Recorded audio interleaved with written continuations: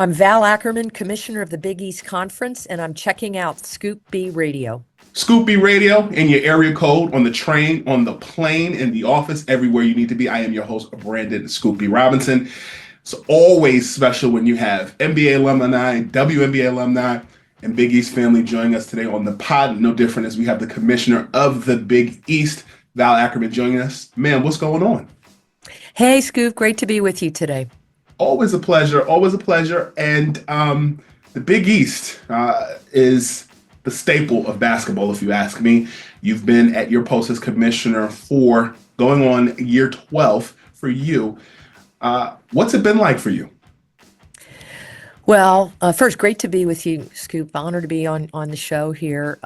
It's hard to believe that 11 years have passed since I took this position in 2013. I'm with you. I've always had great respect for this conference.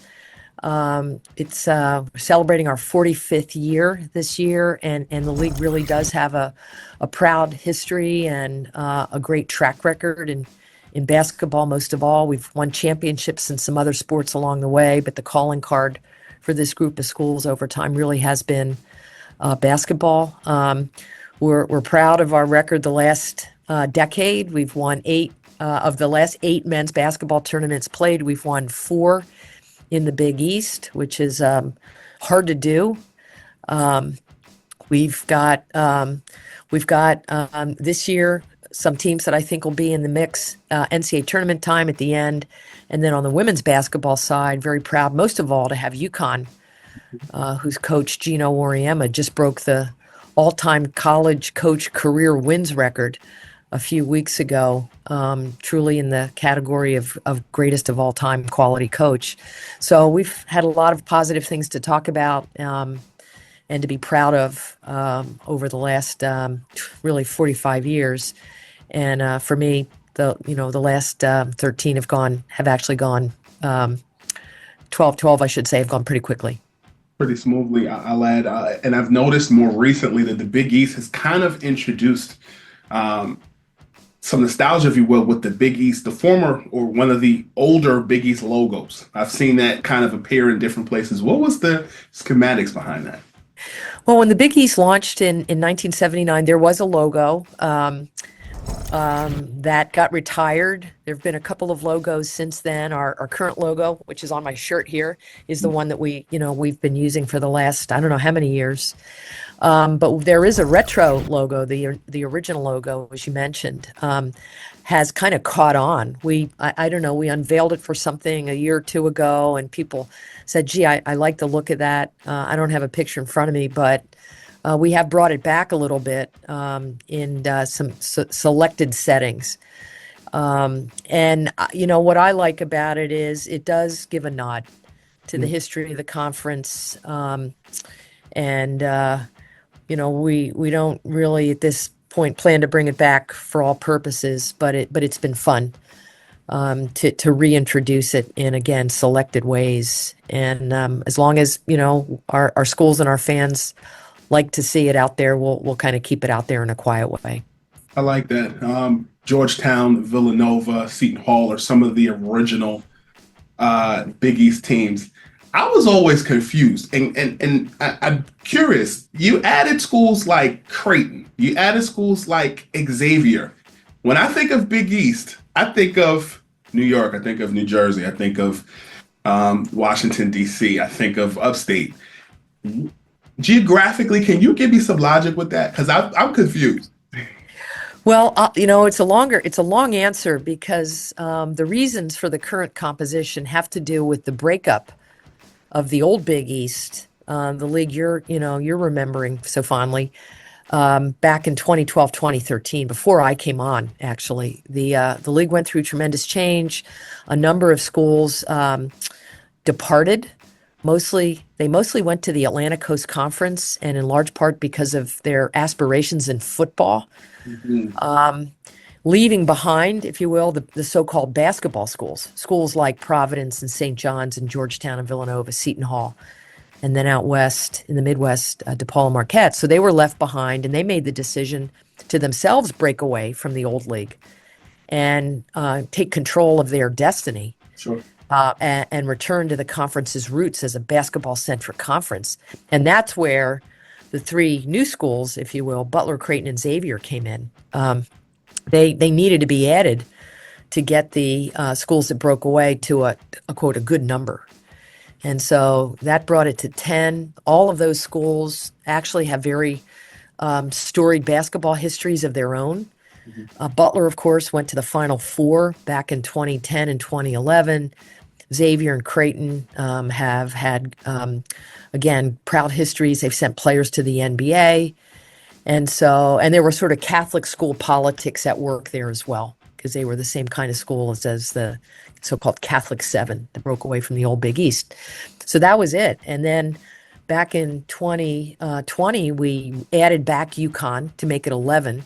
UConn had been a charter member of the Big East back in '79, had stayed with the league, and then decided to stay back when the Catholic Seven pulled out.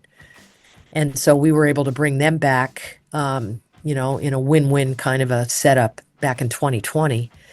And so here we are at 11. But, so we've got some new traditions going on, Scoop. I think the good news about this iteration of the Big East is we have some of the old rivalries.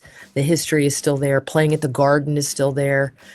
But yet these new schools have actually, created another chapter in Big East history and themselves have added a lot. Fair enough. Thank you for the geographic breakdown and history lesson as well. Val Ackerman, the commissioner of the Big East tournament, joins us at Scoop B Radio. Recently, former St. John's head coach Lou Carnesecca passed away.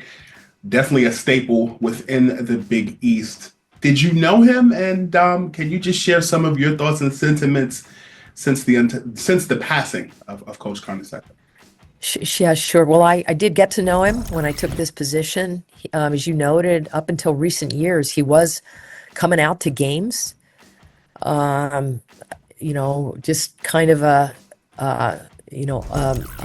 what a story in longevity. He lived to be 99 years old. His 100th birthday would have been in about two or 3 weeks from now. So we lost him on the eve of that. He really was as consequential a figure in the history of the Big East as anybody. He was there when the league was formed.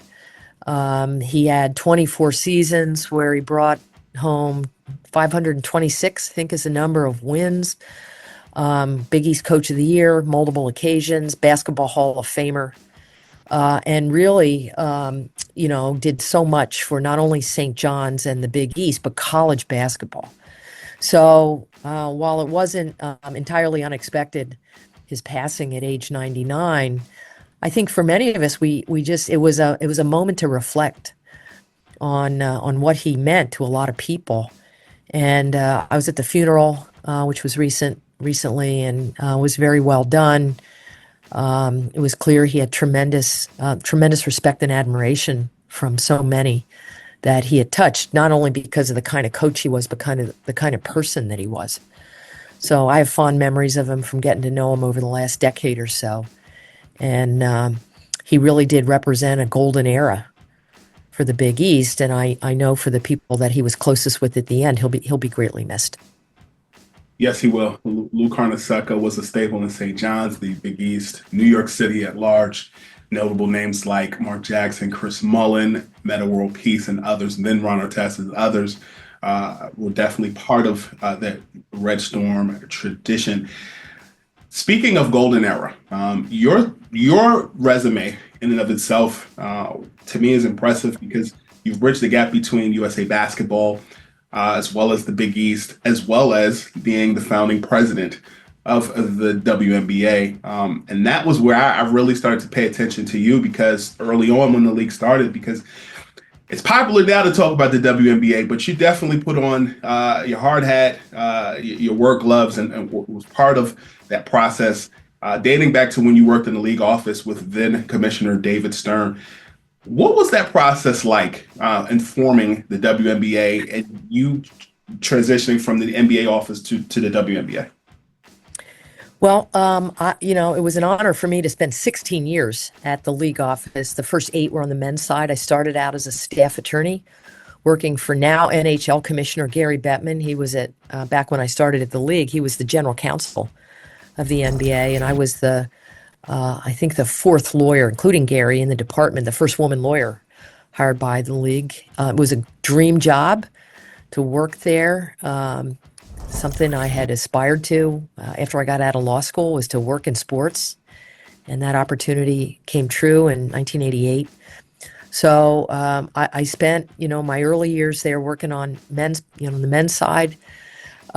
Beginning around 93, 94, the NBA, through David Stern, started to take an interest in women's basketball.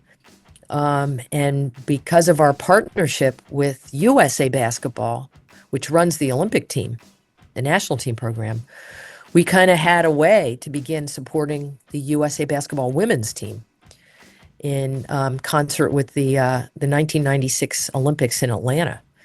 And I was basically running point on that relationship, men and women, and together with our Deputy Commissioner, Russ Granick. And we had an opportunity now almost 30 years ago to support the USA Women's Program in a big way leading into the Atlanta Olympics.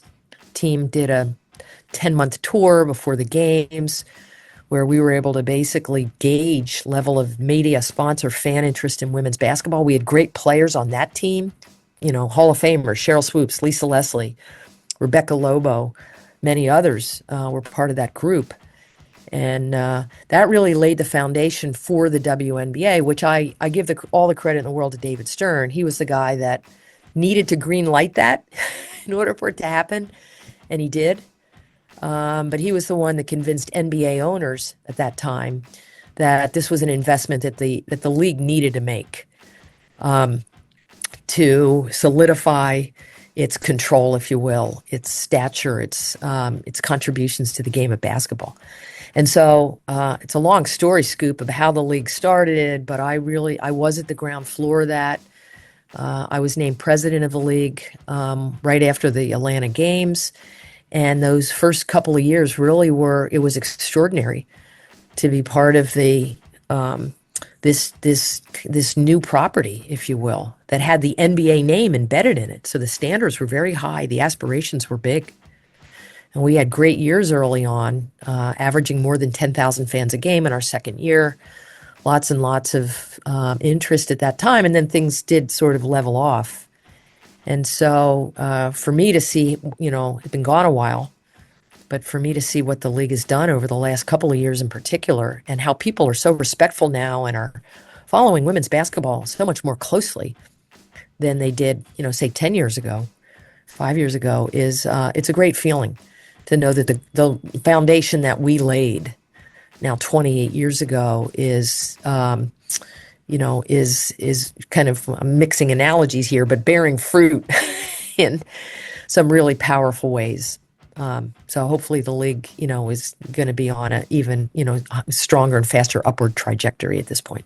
The Caitlin Clark effect, the Angel Reese effect. Does any of this, as you being a basketball lifer, does it actually give you flashbacks to Magic and Larry when they saved the league in 1979? I think those analogies are frankly good ones. I think they really are kind of appropriate. You had these two rookies coming in. They had played against each other in college. They, were both generating interest for different reasons and each in their own way. They were both playing for the big markets, Boston versus LA. It doesn't get bigger than that in the NBA. Maybe, New York, LA might be the next, best thing. But I did, having been there at the league when all that was unfolding and seeing what they did for the NBA, what Michael Jordan, who came after them, did for the NBA, what the Dream Team in '92 did for the NBA. I mean, because the league had been around for decades at that point, but they really propelled it. That sequencing. And so it seems like, if history is any guide, that is kind of what's happening now with the WNBA. Always has had stars, has always had great players, has always had great teams. I mean, we launched with a dynasty. The Houston Comets won our first 4 championships. So it's not like we haven't seen that. But it does feel different now. it does, feel different. I think society's changed. Society is more embracing of women's athletes, particularly in team sports. And so there's a whole confluence of factors here that are coming together in a really exciting and positive way that I think bode well for the future of not only women's basketball, but other women's team sports like soccer and volleyball and ice hockey. I think you're going to just see a bit of a sea change in the coming years. The Valkyries of Golden State and as well as Toronto in their quest to bring a expansion team as well. For me as a basketball lifer myself, gives me Vancouver Grizzlies and Toronto Raptors vibes. You worked in the league in 94, 95. Do you see any comparisons there? And what was it like during that expansion years with the NBA? Well, I was there. When I joined the league, I don't recall how many teams there were in the NBA, probably something like 24. Okay. And then it grew. I was there when the Raptors came online in 1994. It was on the heels of the first FIBA World Championship, which included NBA players. And that event in Toronto was used as the launch pad for the start of the Raptors season, I think the following year. So yeah, it's hard to believe all that time has passed. I will say on the WNBA side, we got to as many as 16 teams. We started with 8, grew very quickly because of the interest by NBA owners. And then things sort of settled down, league sort of dropped back down to 12 with teams folding and relocating. And now it's good to see that they're getting, the expansion revved up again. I'm very excited. They have a team in San Francisco. We could never get that to happen while I was there. We did have a team in Portland, didn't make it. I know basketball has gotten to be a very big sport in Canada, so to have a WNBA team in Toronto is very exciting. And it sounds like there's other cities that are lined up now. And the league will have, good choice to make there. It does. You have to think about expansion strategically and thoughtfully. You have to make sure the player pool supports the additional roster spots, et cetera, and that the business model holds up because you're cutting additional teams into the distributions. But it's exciting to see it. And, there certainly is a history with not just the NBA, but other sports in terms of how leagues grow. Sometimes it doesn't work out. You have to retrench a little bit. But the fact that they seem to be on a growth trend right now in the WNBA and the NWSL as well in soccer is a good story for sure. East Commissioner Val Ackerman joins us at Scoop B Radio, talking all things WNBA, the Big East, the NBA, and more. I'm curious. I've heard cool stories throughout the years of the old NBA office in Manhattan and just what it was like. What the 90s was just an innovative golden era. You talked about golden era. What was it? What was a typical day like in David Stern's office in Manhattan?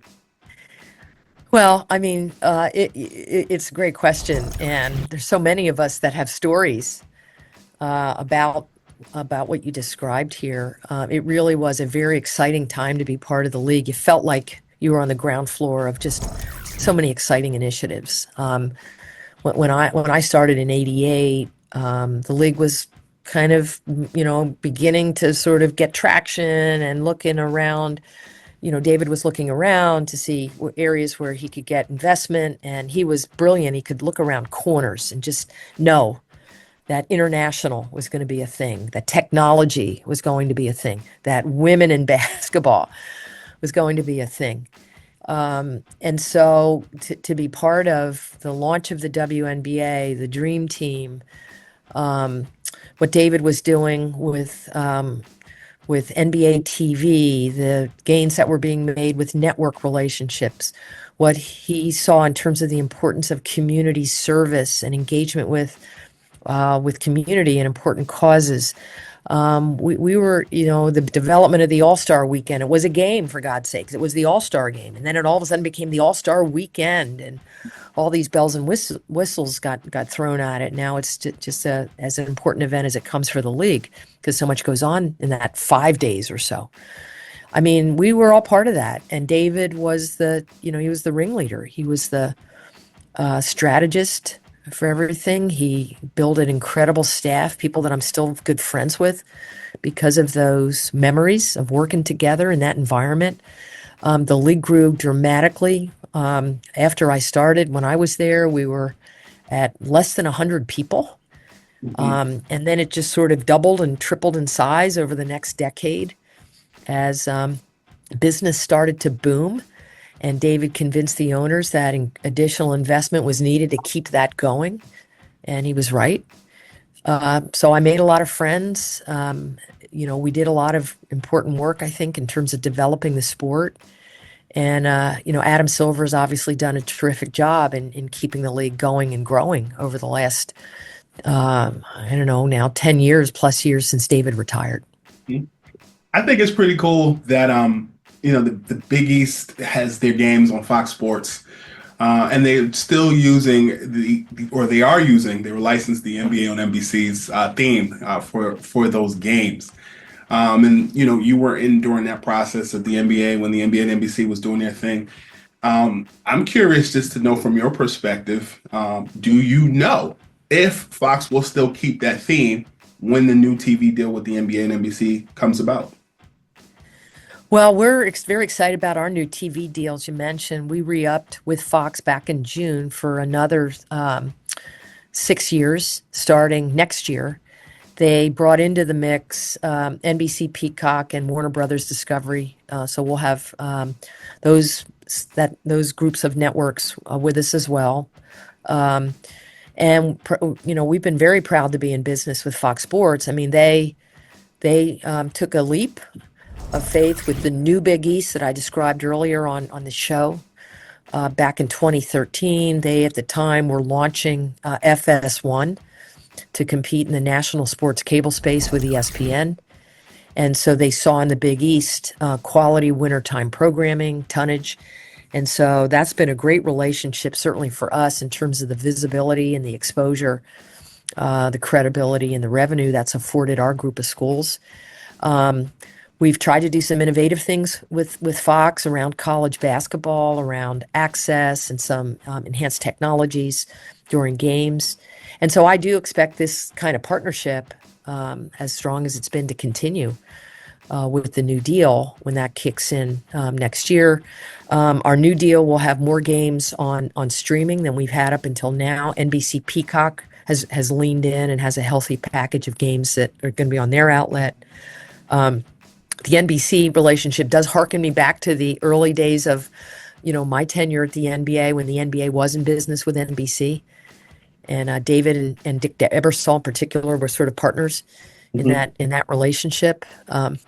So it's great to be in business with NBC now under Rick Cordella, president of the network, who used to play basketball at Providence College, which is a cool connection. And then in TNT Sports, we have a company that's got a long history in producing quality basketball games through their relationship with both the NBA as well as March Madness. So we think we're in a great spot, Scoop, heading into the future, and hopefully, we'll be able to do some innovative things with all of these partners when these relationships start in earnest next year. I like it. I like it. Business is booming. College basketball is kicking up another notch in full swing, and the Big East still holds a special place in my heart. Man, thank you so much for your time.